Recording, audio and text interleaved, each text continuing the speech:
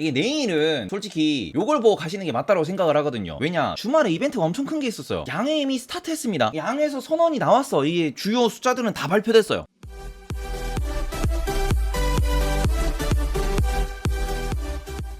네이버보다 재미있는 테이버. 지금 중국 양회라는 게 어떻게 보면 중국에서 많은 이야기들이 있어요. 뭐 경제 공작 회의. 저도 너무 많아서 잘 모르거든. 지금 보시면은 우리가 지금 중국에서 경제 공작 회의가 있고, 그 다음에 뭐 양회 이런 게 열립니다. 그러니까 말 그대로 이게 뭐 전인대. 그 다음에 이게 뭐랑 해가지고 두 개 회의라고 해서 양회라 그러거든. 그러니까 말 그대로 이게 중국 애들도 공산당 중심으로 돌아가니까 얘네들이 계속 회의를 해. 그러니까 그 회의들이 결국에는 중국이 공산당을 중심으로 돌아가고요. 요 공산당에서 무슨 부서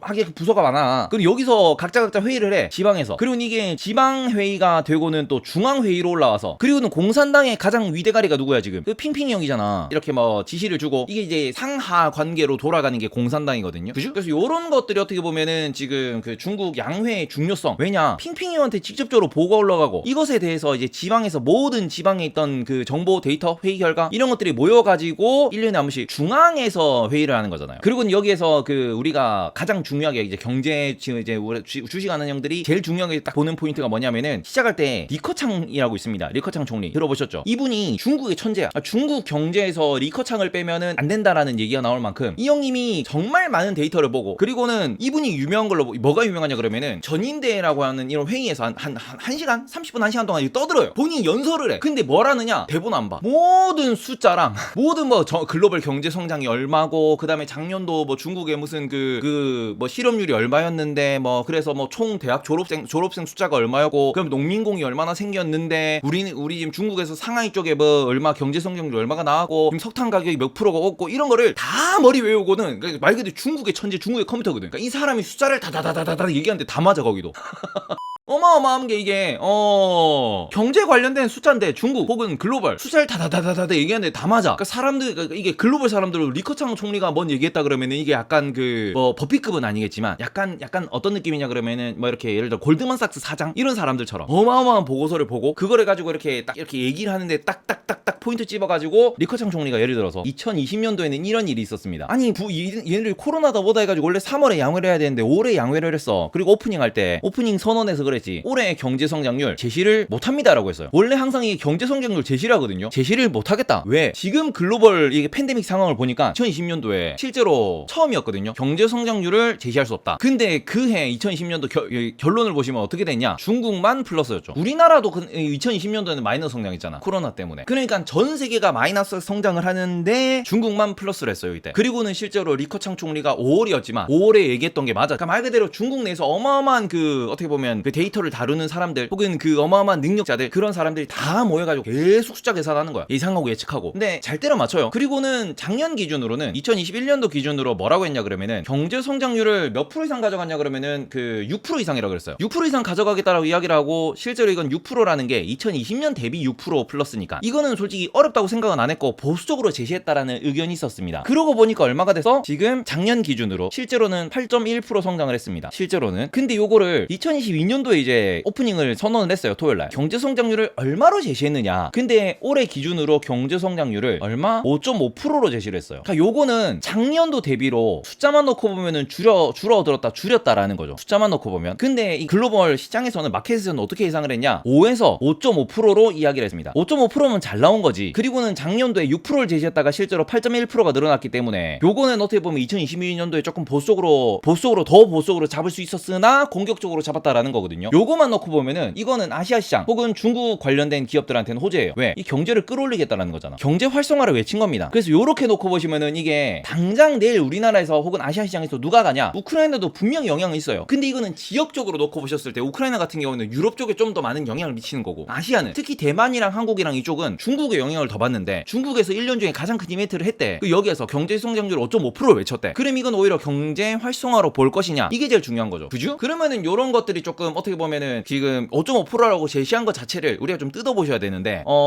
저는 개인적으로 이걸 좀 보면서 이게 맞나 싶은 게 뭐냐 그러면은 지금 일단은 6% 언더를 제시한 것 자체는 이 데이터로만 놓고 보면은 이거는 한 1990년대 그치 90년대 초 이후에는 처음이에요. 그러니까 1990년대까지 이렇게 80년대 90년대 성장을 하다가 지금 중국의 성장 속도는 이렇게 성장을 하다가 코로나 그리고 작년도에 8% 지금 이렇게 잡은 거거든. 그러니까 말 그대로 중국이 규모의 경제가 상당히 커졌기 때문에 100 곱하기 1.05는 이거는 105잖아. 근데 이게 1000 곱하기 1.05는 이게 1500이거든요. 이게 플러스 5가 되느냐 플러스 500이 되느냐의 차이기 때문에 중국이 경제를 이제 충분히 성장을 시켰고 충분히 규모가 커지다 보니까 조금 규모를 크게 이제 퍼센트로 크게 키우는 거는 목표를 달성하기 어려울 수 있어. 그런 관점에서는 5에서 5.5% 정도 예상을 했던 거를 뭐 글로벌로 경기가 둔화될 수 있다 이런 얘기가 나오니까 인플레 때문에 그 과정에서는 경제 성장률을 높게 잡았다고 할 수 있는데 조금 걱정이 되는 게 뭐냐 그러면은 지금 이게 뭐냐면은 GDP 대비 그 실제로 이제 국내 총 생산이죠. GDP 대비 그 재정 적자 요게 있습니다. 요게 뭐냐 그러면은 말 그대로 이거는 국가에서 재정이잖아. 국가에서 자금을 얼마나 풀 것이냐 라는 걸 이야기하는 거거든요. 근데 이걸 보시면은 국가 자금을 GDP 대비로 지금 어느 정도냐 그러면은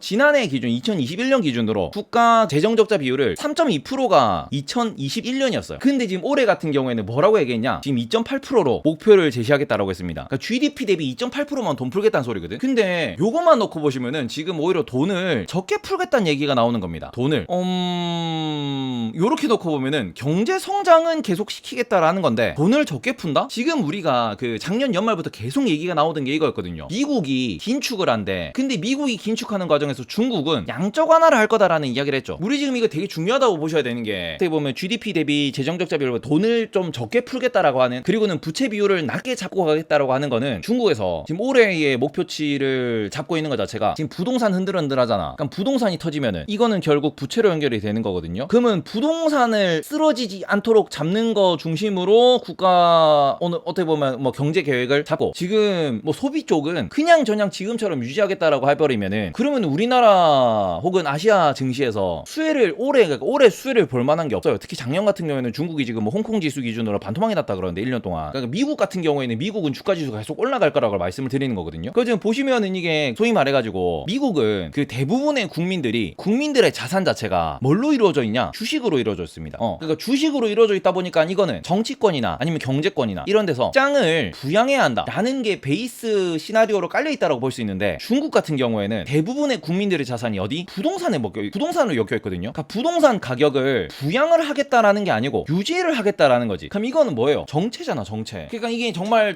이거는 어떻게 보면은 지금 중국이 뭐 우리 에버그란데라고 하죠.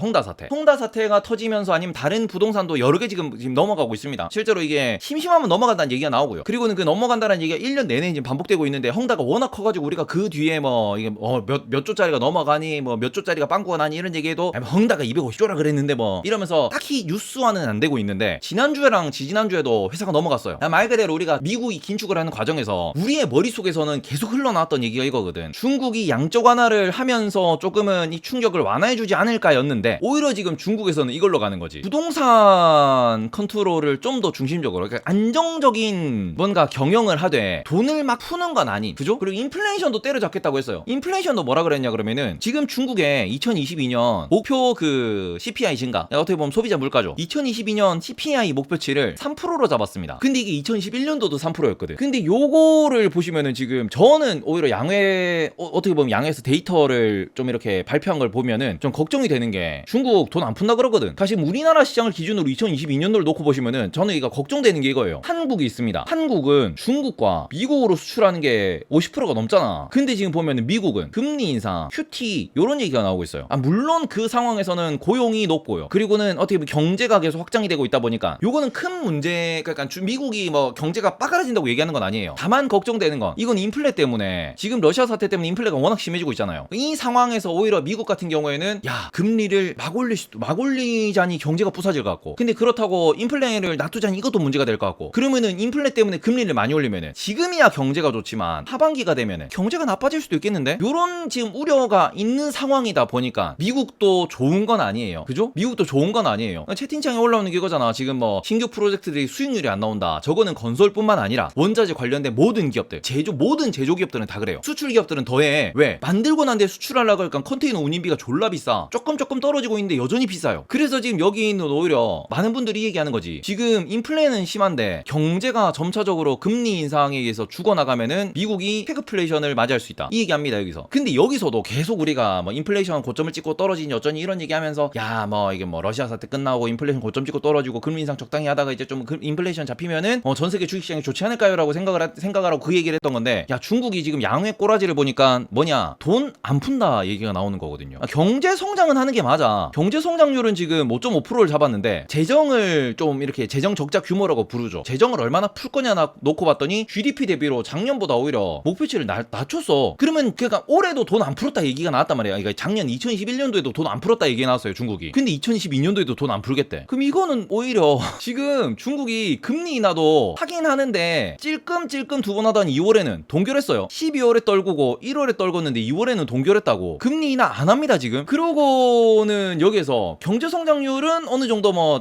대충 뭐 항상 6%, 7%, 8% 올라왔으니까 중국이 지금 경제 성장률도 냉정하게 말하면 이거 둔화되고 있습니다. 냉정하게 말하면 30년 만에 6% 깨고 지금 목표치를 제시한 거예요. 그러고는 여기에서 또 뭐하냐, 돈을 많이 안 푼다, 돈에 대한 긴축을 한다라는 얘기를 양회에서 선언한 겁니다. 그리고는 여기서 또 무슨 얘기했냐, 안정적인 성장을 지향한다. 안정성을 가장 많이 가져가야 되고 일자리도 정말 애매하게 작년과 비슷한 뭐 1100만 정도 요 정도의 공급을 목표로 한다, 이런 얘기를 했습니다. 양회 제가 좀 체크를 해봤는데 제가 해석한 양회는 이게 왜 그러냐고, 뭐 어떤 거냐 그러면은 말 그대로 올해는 누가 중요해, 핑핑이 3기잖아 핑핑 3기를 준비하는 입장에서 그냥 정말 말 그대로 안정적으로 돈을 더 풀지도 못하고, 왜냐면 중국도 지금 인플레이에 영향을 받기 때문에 돈을 더 푸는 거는 더 중국 입장에서는 좀 크리티컬하기도 하죠. 왜냐면 중국은 원자재를 많이 수입하는 국가니까 에너지도 많이 수입해야 되고, 에너지는 뭐 러시아로부터 받아온다 어쩐다 하더라도 지금 러시아 사태가 어떻게 끝날지도 모르는 거고, 그러니까 뭔가 지금 중국도 조심스러운 게 눈에 보여요. 그러니까 요 상황에서 지금 중국은 핑핑 3기에 그 출범을 위해 가지고 뭘 액션을 안 취하고, 거기다가 미국 같은 경우에는 일단은 금리를 올려야지. 돈을 너무 많이 풀었으니까, 금리를 너무 낮춰놨으니까. 돈을 이렇게 땡기는 과정에서 인플레가 심하면은 뭔가 경제에 대한 액션을 취하기가 어렵고, 근데 이 와중에 누가 있다 지금 위에서, 러시아는 계속 우크라이나랑 빵야 하고 있고, 그죠? 이런 게 반복이 되고 있다 보니까 한국 입장에서는 미국에 기대기도 어려울 것 같고, 이 뭐 중국에 기대기도 어려울 것 같고, 거기다가 러시아 우크라이나 사태가 빨리 해결이 안 되면은 한국도 마찬가지로 지금 어디에 처맞아요? 인플레 처맞는 거지. 원자재 가격 상승.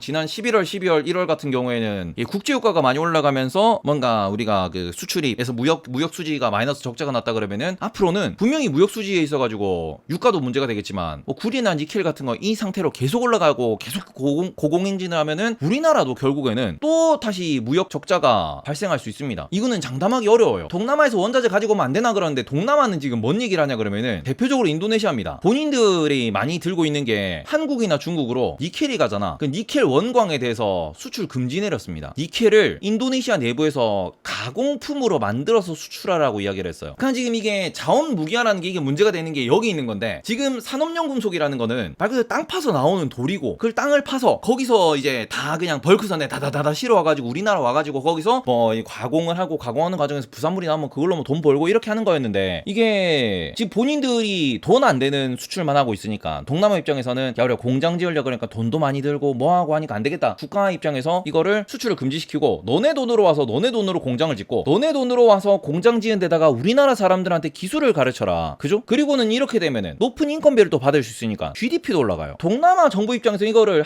해가지고 이게 먹히면은 개이득이거든. 안 먹히면 뭐 그럼 다시 가져가 이러면 되는 건데, 그러면은 본인들의 GDP 올라가, 기술 수준 올라가. 그죠? 아니 대기업, 그러니까 잘 사는 국가들의 대기업들이 와가지고 알아서 공장 지어주고 알아서 기술 가르쳐주고, 이거 확실히 뭔가 이거는 동남아 정부들이 어떻게 보면 머리를 잘 쓴 거고, 어떻게 보면은 그지, 돈 많이 들겠네. 공장 짓고 뭐 하고 또 가공품으로 만들어서 또 실어와야 되고. 그러니까 베트남이 올라온 것 보면은 동남아가 될 것 같아요라고 하시는데, 저는 개인적으로 이제 뭐 베트남 안 가봤지만 태국이랑 뭐 말레이 요런 데랑 가가지고 그 정부분들이랑 일을 좀 해봤어요. 그러니까 제가 회사 다닐 때 제가 느끼는 감정은 이거예요. 안 돼 여기. 안 돼. 인도네시아도 안 돼. 이게 왜냐 그러면은 중국이 첨단 제조업이 안 되는 이유가 알잖아. 중국이 첨단 제조업이 안 되는 이유가 결국에는 A부터 Z까지 가야 되는데, 중국은 여기서 O가 하나 사라지고 여기서 T가 하나 사라져. 월급 루팡도 많고 중간에 루팡도 많고, 그리고는 그냥 A부터 Z까지 네가 1000번 써야 돼 그러면은 한 대충 이렇게 한 100번은 제대로 쓰고는 101번부터는 뭔가 이상해져. 200번 가면 못 알아봐. 약간 그런 느낌이거든요. 이게 베트남은 그나마 좀 이게 베트남 가서 이제 좀 뭐 커피 장사 이런 거 하는 형한테 들어보니까 베트남은 그나마 좀 열심히 한대. 베트남은 중국보다는 베트남이 낫대요. 근데 제가 태국이랑 이렇게 뭐 말레이시아 분들이랑 이렇게 해봤는데 말레이시아 분들은 뭐 태국 분들도 그렇긴 한데 회의 끝나면 빨리 술 마시러 가자고. 우리나라 형들도 그렇긴 하지. 근데 우리나라 형들은 뭔가 끝을 내고 가려고 하는데 거기는 끝도 안 나는데 가재. 일단 술자리 가서 얘기하재. 세하주? 네. 그리고 태국이랑 말레이는 지금 얘기 나오는 거랑 똑같은 게 낮잠 안 재우면 일 안 해요. 낮잠 안 재우면 일 안 해요. 워낙 덥기 때문에. 이게 될란가 싶긴 해. 될란가 싶긴 해. 뭐 나중에 뭐 어차피 공장이 완성되고 뭔가 그 다 돌아가고 난 뒤에는 분명히 느낌은 이럴 것 같긴 합니다. 공장이 일단 자동화가 돼가지고 기술은 그냥 패널 컨트롤하는 정도만 있고 GDP는 올라가지만 이 GDP가 뭐가 국부만 올라간다. 뭐 사람들의 실제 그 뭐 일자리는 많이 늘어나지 않고 뭐 이런 느낌이긴 한데 어차피 세금 내는 거니까 뭐 어쨌든 이러나 저러나 동남아가 지금 이런 걸 무기화하고 있고 요 과정에서는 우리나라의 무역 적자가 또 발생할 수도 있습니다. 이게 그래서 그런 거는 우리 일단 한국이 지금 좀 걱정이 되는 거는 미국이 돈을 안 푸는 미국이 돈을 다시 가져가는 이 그 회수기 혹은 금리 인상기에 분명히 중국이 돈을 좀 풀어줄 거라는 기대감이 계속 있어 왔거든요. 그러니까 보고서 보시면 계속 중국이 돈을 풀 것이다. 중국이 경기 부양을 할 것이다. 중국이 경기 부양을 한다면 이란 얘기가 계속 나왔는데 지금 중국이 경기 부양할 생각도 없고 딱히 유지만 하겠다는 생각이 있고 그리고는 핑핑 3기에서 이건 좀 도운데이 얘기인데 중국의 세 가지 뭐 공청단 뭐 태자당 아니면 뭐 상하이방 이런 얘기는 많이 들어봤을 거 아니야. 근데 지금 핑핑이 형이 여기인데 상하이방이라고 해가지고 여기는 그냥 뭐 다른 거 필요 없이 알리바바가 여기 있다고 보면 돼요. 핑핑이 형이 알리바바를 때린 이유가 이거야 지금 정치적으로. 근데 요런 거를 놓고 보시면은 지금 중국 내에서 그 플랫폼을 규제하는 것 자체 혹은 뭔가 주식시장에 크게 관심이 없는 것 자체가 인민의 베이스는 부동산이기 때문에 부동산은 지키되 주식시장에 대해서 혹은 기업에 대해서는 규제를 하고 공산화하고 뭐 이렇게 좋게 해도 딱히 민심을 조지지는 않거든요. 그런 관점에서 중국은 오히려 짱을 부양한다기보다는 그냥 인민들의 주머니를 부양한다라고 보시는 게 맞을 것 같고요. 그런 관점에서 돈을 많이 안 푼다 그러면은 여기서 기대할 것도 없죠. 그럼 저는 좀 개인적인 생각에 중국이 지금 자꾸 약간 우클릭 약간 느낌 요런 느낌으로 가고 있다고 생각을 하는데 약간 민족주의, 중국 우선주의 요런 거. 뭐 언론 통제라고 봐야 되나? SNS 통제라고 봐야 되나? 그러니까 뭐만 하면은 그쪽으로 가가지고 와 해가지고 막 조회수 막 1억 뷰씩 나오고 막 좋아요 막 1000만 찍히고 막 이러잖아. 근데 보면 다 중국 최고. 다 그런 얘기밖에 없는데 그게 한국 기업들한테 뭔가 좋은 그런 그 방향인가라고 보면 저는 그건 아니라고 생각을 하고요. 그 다음에 미국 같은 경우에도 딱히 돈을 안 푼다. 뭐 물론 경제가 좋으니까 금리 인상을 할 수 있는 건데 금리 인상 과정에서 요 균형이 인플레와 금리 인상의 균형이 안 맞아버리고 인플레가 계속 안 죽고 계속 불이 타면은 한번 크게 좀 이렇게 좀 리스크도 있지 않을까라는 생각은 합니다. 여기서 그래서 이런 것들이 올해 일단 뭐 1년 동안은 중국의 그 경제 발전 경제 방향 이런 것들을 이번에 이제 양회라는 곳에서 조금 지금 회의가 나오는 거고 어떻게 하겠다라는 계획 발표를 하는 건데 그 PT를 딱 봤더니 뭔가 좀 쎄했다. 경제 성장률은 뭐 점점 둔화되고 있고 그리고는 돈을 안 풀겠다는 얘기를 하고 있고 일자리도 그냥 딱 어느 정도 작년과 비슷한 수준의 일자리를 만들겠다라는 목표치만 제시했다. 뭔가 이렇게 공격적으로 하는 게 전혀 없고 안정적으로 보니까 이게 한국 시장에 딱히 양해가 호재가 될 것 같진 않다라고 좀 말씀을 드릴 수 있을 것 같아요. 알겠죠? 양해에서 발표한 것만 보면 기업들한테 좋은 게 없다. 그죠? 지금 부동산에 대해서 너무 좀 그러니까 부동산 원리가 일단 올해 중국이라고 보셔야 될 것 같아요. 돈도 안 풀겠다는 얘기가 나오고 그래서 이런 것들이 코스피에 어떤 영향으로 미칠지는 체크를 해보셔야겠지만 작년도에 우리나라가 그 중국 때문에 지수가 오른 건 없습니다. 아시다시피 그죠? 우리나라가 작년도에는 오히려 뭐 애플카로 초반에 좀 뽑고 그러고는 조지다가 약간 뭐 실적 어쩌고저쩌고 미국 어쩌고저쩌고 하면서 같이 올라가다가 그러고는 윈터 이즈 커밍 그러고는 이러고는 지금 여기 와 있잖아. 중국 이슈는 2021년도 기준 중국으로 인해서 오르거나 중국으로 인해서 내린 게 없습니다. 그죠? 그러니까 이게 2021년도 기준으로 중국의 뭔가 영향으로 뭔가 올라갔다든지 떨어졌다든지 이러면 우리나라가 뭐 같이 뭐 이렇게 좀 움직이겠다 이런 걸 기대할 수 있겠는데 중국이 너무 조용했어 2021년도에. 근데 2022년도에도 중국이 조용할 것 같아요. 주식시장에선. 근데 요런 거를 놓고 보시면은 헝다 사태 때문에 우리나라 장이 많이 빠지진 않았습니다. 지금 러시아가 훨씬 더 많이 빠졌고 윈터즈 커밍이 훨씬 더 많이 빠졌기 때문에 헝다 사태로 우리나라 장이 조정을 받은 정도지 빠진 건 아니라고 생각을 하거든요. 그죠? 근데 오히려 중국이 조용하면 안 좋은 게 뭐냐 그러면 중국이 조용하면 그닥 우리나라도 조용하단 소리잖아. 그러니까 이게 빡친다니까. 중국이 조용했을 때 우리나라가 시끄러우면 되는데 중국이 조용하면 우리나라도 조용해. 그잖아. 중국이 조용하면 우리나라도 조용하대. 그럼 이걸 뭘로 해석해야 돼? 야 우리나라도 이제 K 노잼 이러면은 보면은 테마 혹은 노잼주들이 진짜 노잼주 고배낭주들 요런 애들이 왔다 갔다 하는 정도일 것이고 나머지는 다 부러질 거예요. 그죠? 그런 것들을 조금 보시는 관점에서 저는 올해는 중국에 좀 수혜가 있나라고 생각을 했는데 아무래도 핑핑이 3기 때문에 핑핑이 형 3기를 바라보는 중국의 입장에서 그다지 재미있는 장은 안 만들어질 것 같다. 거기다가 지금 미국도 미국도 뭐 큐티를 한다 어쩐다 저쩐다 하니까 한국 시장 올해 딱히 올라갈 만한 거는 없을 수도 있겠다라는 생각이 든다라는 걸 말씀을 드리고요. 유튜브 이거는 그 중국 양회 코스피